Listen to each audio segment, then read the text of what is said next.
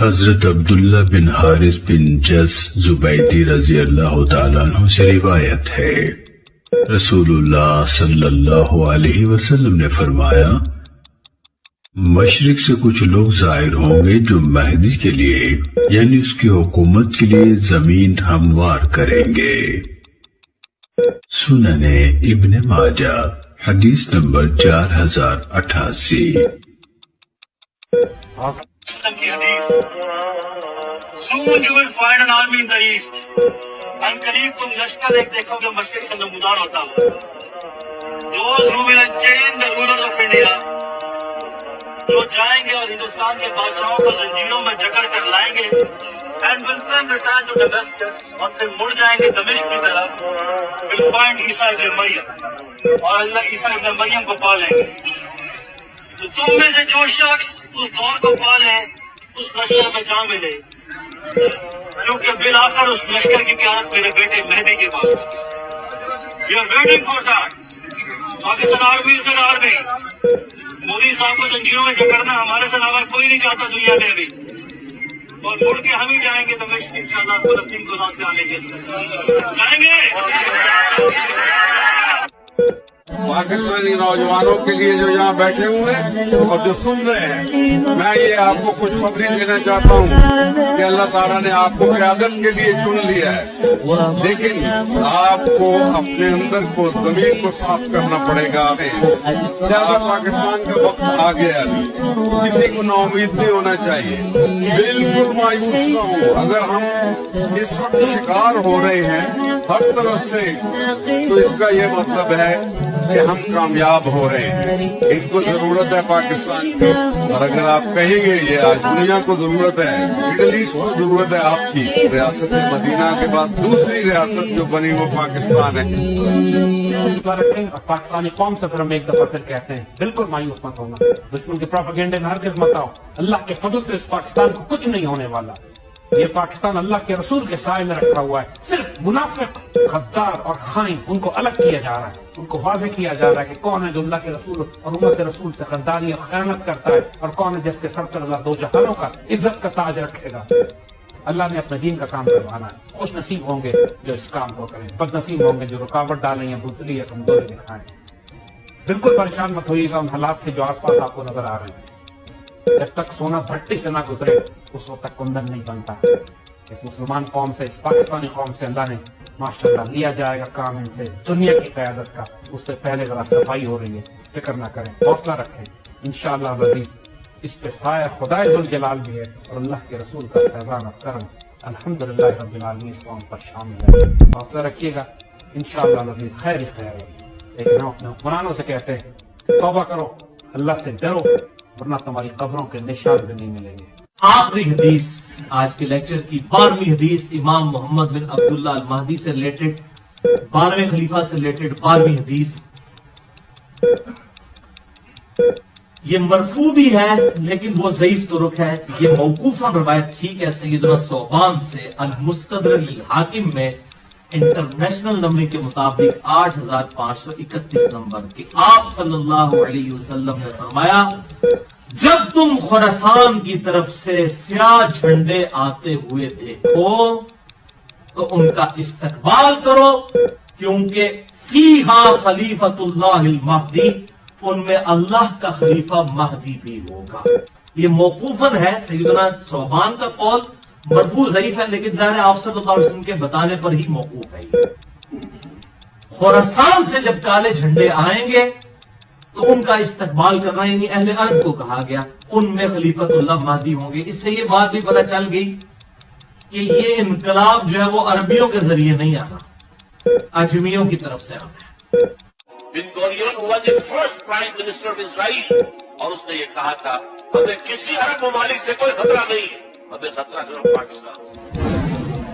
انہیں پتا ہے حدیث رسول کا کہ جب وہ آخری مرحلہ آئے گا جنگوں کا، اس کے بعد یہاں سے فوجیں جائیں گی جو حضرت عیسیٰ علیہ السلام کے ساتھ ہو کر کریں گی۔ یہ پاکستان جس علاقے میں ہے، اس پورے علاقے کے لیے سیدی رسول اللہ نے کئی الفاظ استعمال فرمائے۔ جیسے میں نے کہا آپ نے سندھ کا لفظ استعمال فرمایا، سندھ محمد بن قاسم کے دور میں کراچی سے لے کر ریبل سے لے کر ملتان تک پھیلا ہوا تھا۔ आधे से ज्यादा पंजाब सिंध में आता है। सईदी रसूलुल्लाह ने हिंद का लफ्ज इस्तेमाल किया क्योंकि ये हिंद का हिस्सा था। सईदी रसूलुल्लाह ने खुरासान का लफ्ज इस्तेमाल किया कि आधे से ज्यादा पाकिस्तान खुरासान में आता है। आपने फरमाया खुरासान की जानिब से लश्कर उठे। उन तमाम अहदीस को इकट्ठा कीजिए, गज़वा हिंद की हदीस को जोड़िए तो साफ पता लगता है कि ये आप सईदी रसूलुल्लाह पाक सरजमीन के बारे में इरशाद फरमा रहे हैं। अब इन खवारिज ने हाईजैक करने की कोशिश की खुरासान की हदीस को। आईसिस आप नोट करेंगे जिसको मिडल ईस्ट से उठाकर अफगानिस्तान में लाया गया, ये अपने आप को आईसिस खुरासान कहते हैं कि हम खुरासान के दाइश हैं, खुरासान के मुजाहिद हैं। और काले झंडे उन्होंने रायत सूद की हदीस से उठा ली।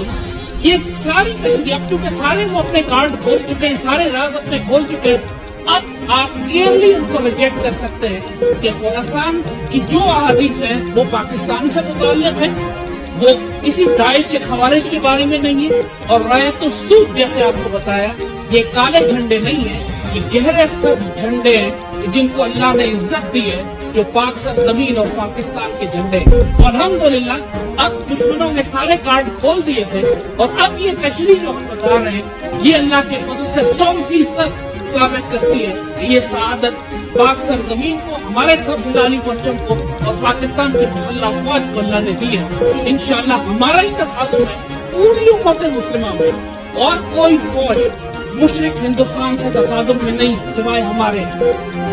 और हमारे तमाम अफसर और जवान वो सिर्फ ये नियत रखे कि हम गज़वा हिंद के मुजाहिद हैं, चाहे वो सप्लाई में हो, मेडिकल कोर में हो, चाहे वो पीछे कहीं बैठे हो, साइबर वर्ल्ड में हो, चाहे रेडार्स के ऊपर हो, वो सब अल्लाह के फजल से गज़वा हिंद के मुजाहिद हैं। माशाअल्लाह मुबारक हो पाकिस्तानी कौम के लिए अजीम तरीन खुशखबरी, जिसके बारे में सैयदना अबू हुरैरा ने फरमाया कि मुझे ये जंग मिली अगर मैं अपना सारा सामान बेच कर इसमें शामिल हो जाऊंगा, क्योंकि अगर मैं इसमें शहीद हुआ तो अफजल शुहदा में आला तरीन शहीद होगा। जो गज़वा बदर के जो शोधा उनके बराबर अब्दुल शोधा मेरा मकाम होगा।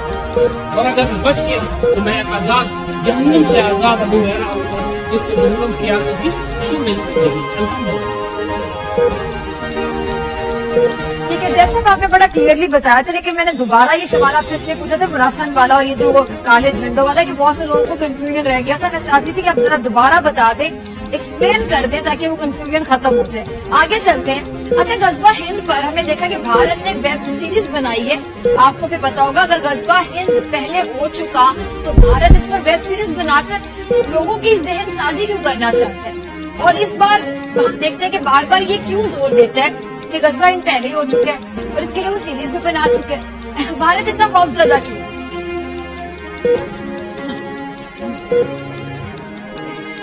देखिए ये मुशरिक और दुश्मन और यहूदी जो है ना, ये हमारी किताबों को हमसे ज्यादा पढ़ते हैं।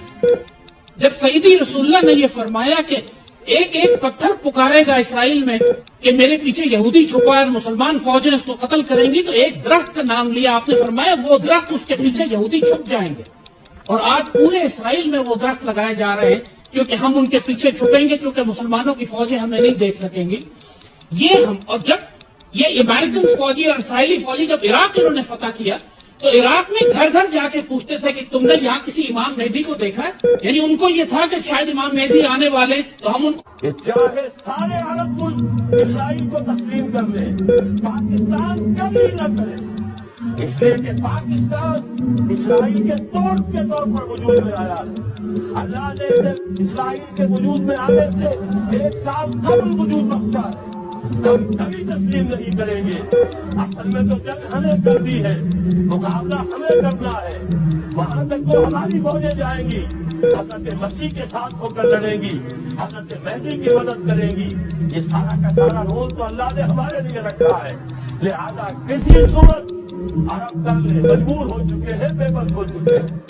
उनका मामला जो भी है वो जाने, लेकिन चाहे वो तस्लीम कर ले, इसराइल को किसी सूरत में पाकिस्तान तस्लीम न करे। एक हदीस नबवी है,